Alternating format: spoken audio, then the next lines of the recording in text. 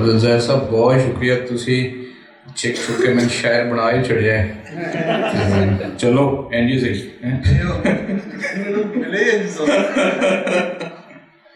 अच्छा जी, छोटी जी नज़म है वे। असा लुकाई ते साडा नाम मजबूर, जे मैं रोटी टुकर दे रोले तो निकल सकता ते खबरे की कुछ ना करदा।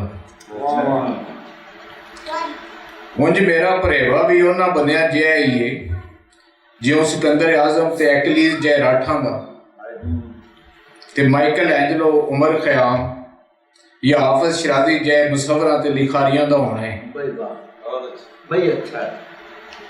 मेरा इन्ना को फर्क है जे मैं इस जग ते जीवन वास्ते लड़दा मरदा रहिंदा हां ते सभे सारे वेलियां विच ते सभे सारियां वेलियां विच जिउंदिया रहन वास्ते। तुहानूं भी पता है बंदा ते मर भी जाता है जे उन्होंने थोड़ा जिहा भी होर जीवन की आस होवे। मैनू थोड़ा जीण दिओ ते मेरे अंदर भी सदियां ताईं जीण की तस है।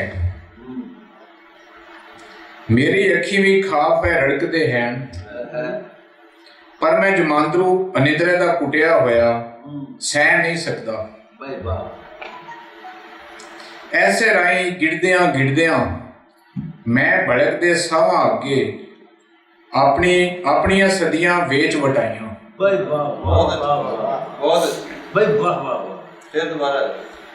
ऐसे राही गिरदियां गिरदियां मैं भड़कदे सावां अगे अपनियां सदियां वेच वटाइयां। क्या अच्छा है ते ज़बाने साड़ियां सारियां कबरां खट के साडे वखरे नां नहीं लिखे, इको नां लुकाई साडा। चिट्टियां कालियां कबरां ते सब याद रखेंदे न, चिट्टियां कालियां कबरां ते सब याद रखेंदे न। मिट्टी रंग दियां मिट्टी दियां बनियां ते मिट्टी विच रलियां साड़ियां कबरां। उंज भावें दुरां तो असां आपे कबरां खटदे रहे हां, उंज भावें दुरां तो असीं आपे कबरां खटदे रहे हां।